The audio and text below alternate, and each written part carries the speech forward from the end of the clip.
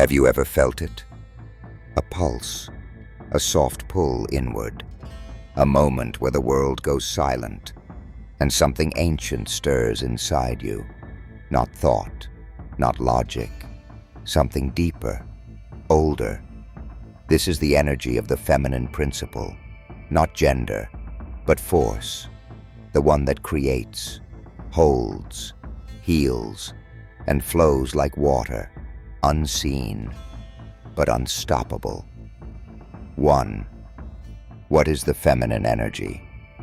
It's not about being female. It's about being receptive. It's the presence that listens without interrupting, the intuition that feels without needing proof, the softness that doesn't mean weakness, but the kind of strength that bends without breaking. In every spiritual tradition, ancient Egypt, Vedic India, indigenous American lore, the divine feminine was known as the portal through which life emerges and energy returns. 2. The hidden gateway in the body. But here's what they never taught you. There is a physical location in your body, a center long forgotten by modern science, that acts as a literal portal to this feminine force. It's not in the mind, not in the brain, not even in the heart. It's lower, deeper, more primal. Hidden in the body's core, it's a space of creation memory, regeneration, and intuitive power. When activated, it releases trapped emotion, enhances sensuality and vitality, and restores the body's ability to feel safe and whole. Most people go their whole lives without unlocking it. Some sense it in dreams, touch, or deep stillness, but few ever name it. 3. Why it's been suppressed. Because to control people, you must first separate them from their source, and this portal, when awakened, makes you uncapturable. It reconnects you to the wisdom of your body, the rhythm of the earth, the truth beneath your stories, and that kind of sovereignty. It scares systems that rely on submission. In the next part, we'll reveal exactly where this energy portal is located, what ancient traditions called it, and how it influences not just the physical body, but your entire field of perception. But before that, ask yourself, if my body held a doorway to power I've never fully known, what would change the moment I stepped through it? So where is it? This mysterious point, the center that ancient mystics, healers, and priestesses all knew. It's not a metaphor. It's real, and it lives in the lower abdomen, just below the navel, known by many names. In Taoism, Dan Tian, the elixir field. In Ayurveda, Swadhisthana, the second chakra. In ancient Egypt, the womb gateway. In Sufi mysticism, the source seat. And in indigenous traditions, simply the center. It's not just an organ or muscle. It's an energetic womb, even for those without a physical one. A place of gestation, of power, of becoming. 1. Why this center matters.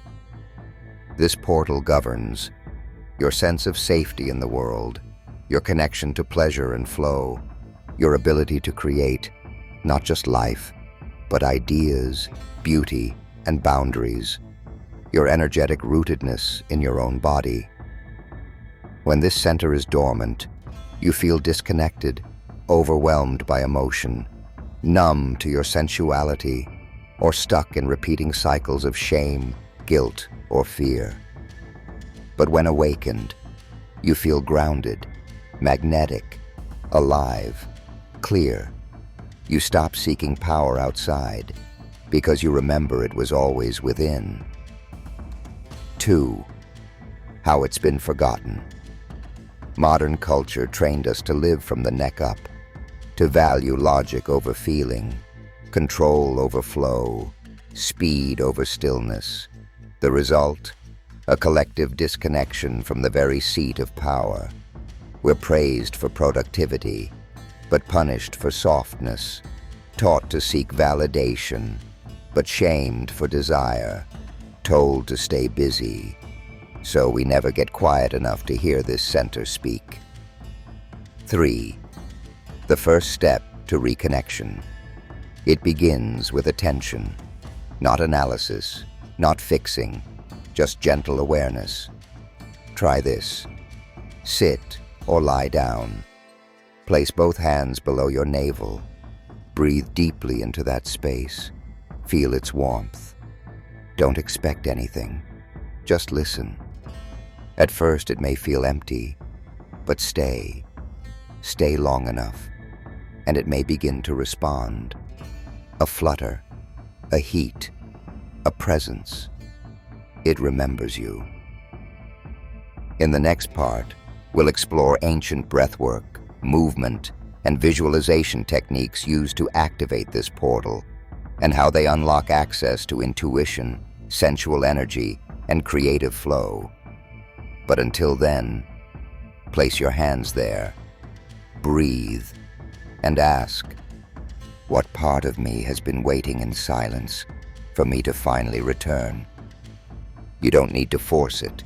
You don't need to fix anything. You just need to return. Because this portal opens not through pressure, but through presence. Here's how. 1. The breath that awakens. Sit comfortably. Place both hands just below your navel. Close your eyes. Breathe in through your nose, but not into your chest.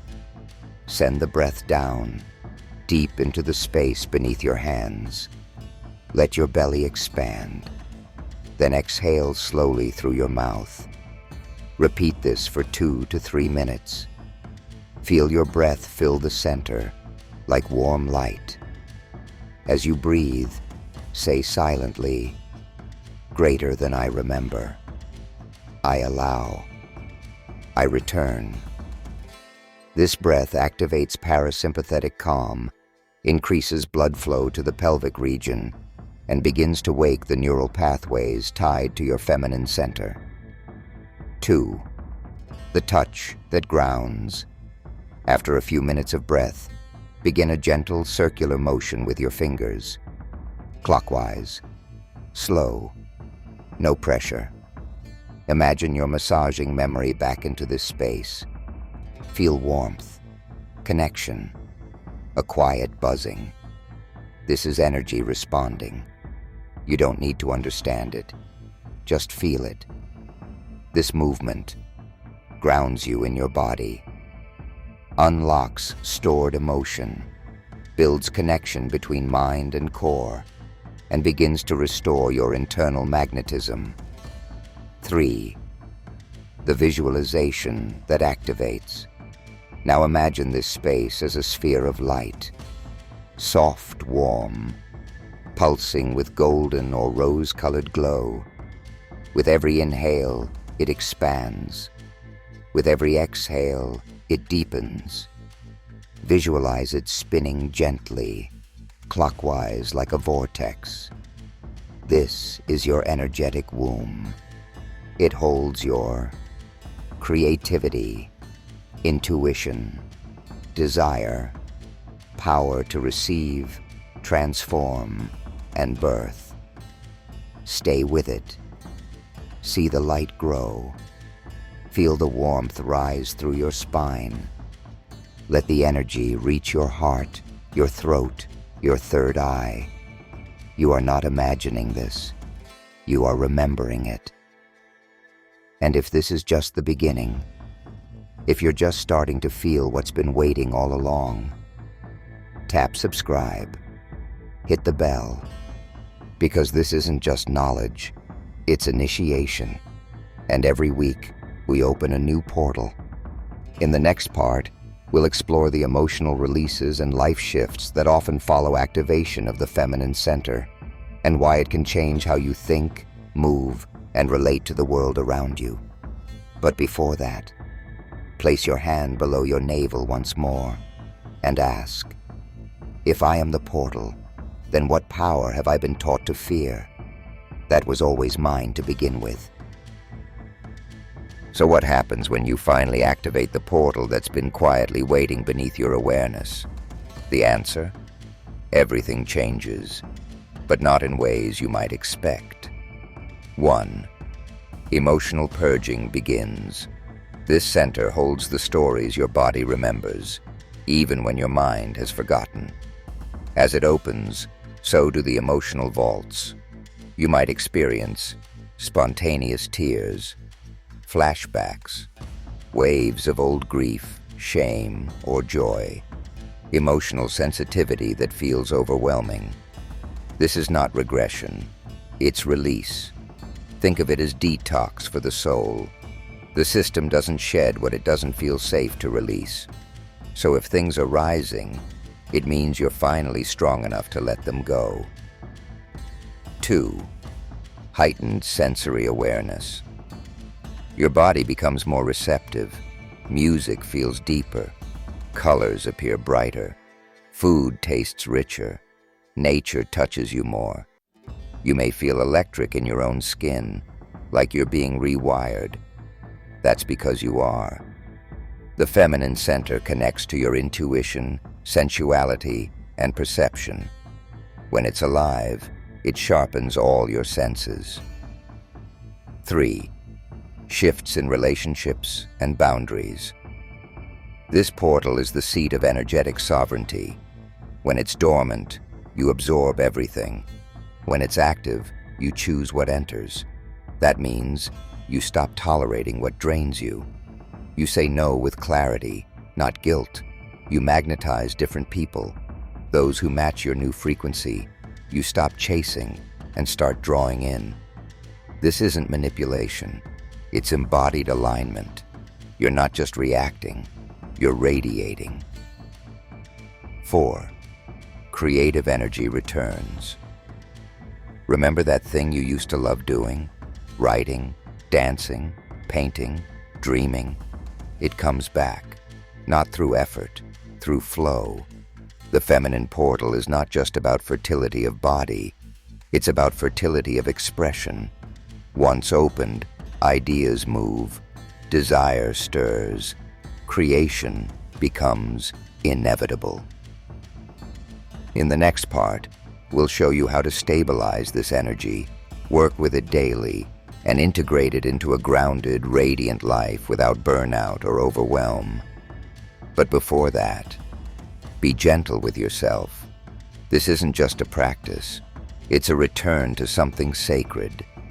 And now ask yourself, what would happen if I stopped apologizing for being this powerful, this alive, and this awake?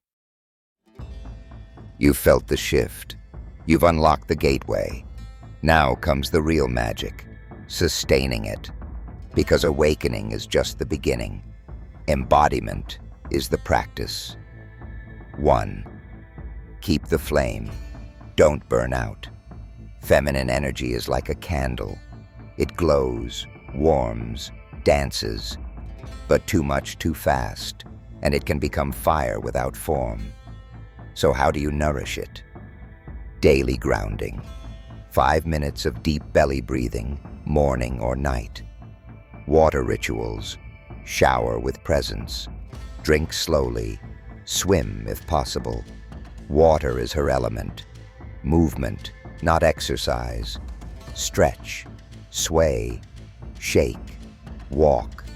Let your body guide you instead of punishing it. Emotional honesty. Feel it when it comes. Don't store it for later. Let tears, laughter, frustration flow. The feminine doesn't need fixing. She needs space to move. 2. Protect the portal. Once this center is alive, you'll notice. You sense others' energy more. Loud places feel draining. Shallow talk feels unbearable. That's not hypersensitivity. That's clarity. So protect your energy like you'd protect a newborn flame. Choose company wisely. Turn your phone off more. Keep sacred time just for you. Say no without explanation. This isn't selfish, it's energetic hygiene. 3. Integrate the energy into life. This isn't about becoming spiritual or performing rituals all day. It's about weaving this awareness into everything. Cooking becomes nourishment.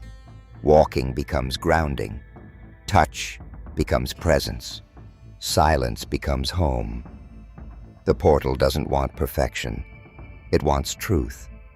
So bring your energy into your conversations, your choices, your creative work, your rest. Let every part of your life reflect your return to yourself.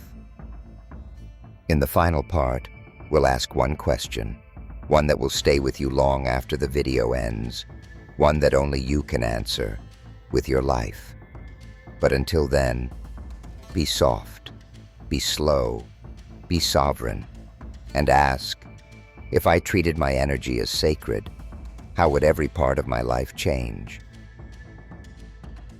You've remembered, you've breathed, you've touched something inside you that can't be unseen.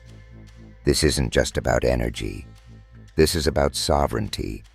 Because once you know the portal is real, once you feel her respond, there's no going back. 1. You are now the keeper. You no longer seek outside for what was always inside. You no longer chase healing. You become the space where healing happens. Every breath you take from your center, every boundary you set from your body, every choice you make from your truth is an act of power, quiet power, unapologetic power, sacred feminine power. 2. The world may not understand. It may say you're being too much, too emotional, too sensitive, too slow, too intense. But it's not you they fear. It's what you represent. A woman, or any being, who has remembered their source, who no longer needs approval, who no longer leaks energy to be loved, who simply is. And that presence, it shifts rooms. It heals others by being whole. 3. It's not about performance. You don't have to light candles. You don't have to chant. Just be in your body. Be honest in your heart. Be soft with your edges and strong in your knowing. That alone will change everything. So now I leave you with one final question. If this power was hidden in you all along, who benefited from you never finding it? And more importantly, what happens now that you have?